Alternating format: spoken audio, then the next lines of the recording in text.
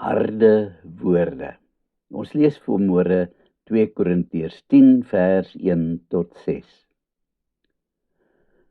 Voor 'n groot kerkvergadering neem ek my eenmaal voor om 'n paar dinge te sê wat my grief. Ek sal reguit sê wat my pla. Hierdie saak moet reggestel word. Toe die vergadering egter aanbreek, begewe my moed my, en ek kon met die beste wil my sê nie gesê kry nie. Ek was so bang dat ek dalk op iemand se tone sou trap. Ek wou niemand seermaak nie. Hierdie is dalk een van my baie swak punte. By ander geleenthede het ek egter al dikwels gepraat voordat ek gedink het en sodoende mense bitter seer gemaak. As ek moet praat in so 'n situasie, struikel ek oor my eie tong en dan kom dinge skeef uit. Gee my liewer 'n stuk papier, dan skryf ek vir die man 'n brief en verduidelik ek my probleem. Daarmee is ek gemaklik. Op papier kan ek my gedagtes rustig formuleer en as daar dalk 'n verkeerde woord inglip, dan is dit maklik om dit te verander voor ek die stuurknoppie druk. Die probleem is dat jy so maklik die verkeerde ding sê in 'n oomblik van swakheid en dan maak jy seer terwyl jy nooit werklik bedoel het om seer te maak nie. Wanneer ek dan ook 'n ernstige brief skryf, laat ek hom verkieslik eers 'n dag oorstaan voordat ek hom stuur, sodat ek eers kan seker maak dat ek nie iets sê wat nie gesê moes wees nie. Dalk het Paulus dieselfde probleem gehad, of so het die Korintiërs ten minste gedink. Hulle het hom daarvan beskuldig dat hy baie braaf is wanneer hy vir hulle skryf, en dan sê hy soms baie harde dinge vir hulle. Dan is hy nie bang om hulle die Lewiete voor te lees nie.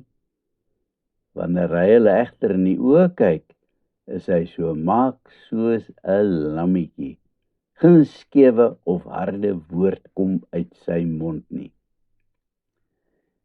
Iemand wat hard aangespreek word, pluk gewoonlik onmiddellik al sy wapens uit en veg terug.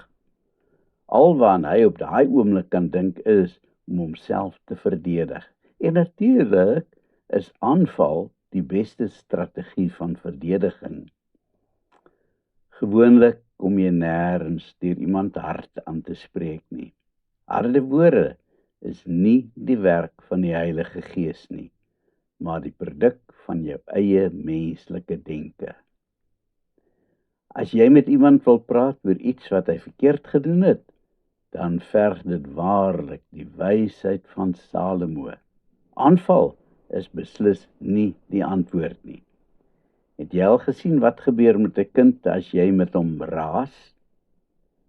Hy raak bang vir jou of dalk eerder opstandig en hy beplan dan om dieselfde verkeerde ding volgende keer op so 'n skelm manier te doen dat hy nie weer uitgevang gaan word nie. Gesels jy egter sag en rustig met hom en verduidelik waarom dit verkeerd is om te doen wat hy gedoen het, mag hy dit dalk oorweeg om uit eie vrye wil tot ander insigte te kom. Daar's egter 'n baie belangrike faktor waarmee jy moet reken wanneer jy so 'n gesprek aanknoop. Die werk en die plek van die Heilige Gees. Geen geestelike gesprek durf plaasvind sonder dat die Heilige Gees daarbey betrek word nie. Persoonlik is ek en jy net eenvoudig te swak om enige mens te kan oortuig van sonde. Die Heilige Gees is die enigste een wat dit kan doen. Daarom is dit van uiterste belang dat wanneer ons met iemand gesels, ons dit biddend sal doen en die Heilige Gees sal vra om die spreker te wees in hierdie gesprek. Die wapens van ons stryd is nie die wapens van die mens nie, maar die kragtige wapens van God wat vestings kan vernietig, skryf Paulus in 2 Korintiërs 10 vers 4. Dit bly egter steeds moeilik om iemand mondelings te oortuig. My eie ondervinding is dat elke keer as iemand my so aanvat oor 'n ding, dan slaan ek bot toe. Ek wil self die saak uitklaar met die Here. Kry ek die gesprek egter op papier, dan het ek tyd om dit te herkou en te ondersoek en daaroor te bid. Dit gee my ook die geleentheid om te gaan kyk wat die Bybel daaroor sê en te luister wat die Heilige Gees daaroor sê. Dalk is dit juis om hierdie rede wat Paulus en ek self ook dit baie gemakliker vind om 'n moeilike situasie op skrif te hanteer. Wanneer dit gebeur, dat ek vir iemand moet skryf, dan skryf ek die brief bidend. Ek lees dit weer en weer deur en maak baie seker dat ek die stem van die Heilige Gees reg verstaan en dat ek nie skryf uit menslike oorwegings nie, maar dat my gedagtes gelei word deur die Here. Terselfdertyd moet ek ook 100% seker maak dat die dinge wat ek skryf absoluut skrifgebonde is en dat dit nie maar dinge is wat ek voel of uit my duim suig nie. Dis natuurlik ook makliker om skriftelike dinge reguit te sê, want die kanse is baie kleiner dat die persoon sommer die gesprek gaan kortknip en nie verder luister nie. En al doen hy dit, kan hy altyd later weer teruggaan en lees wat jy geskryf het, wanneer die Heilige Gees eers met hom beginne werk het.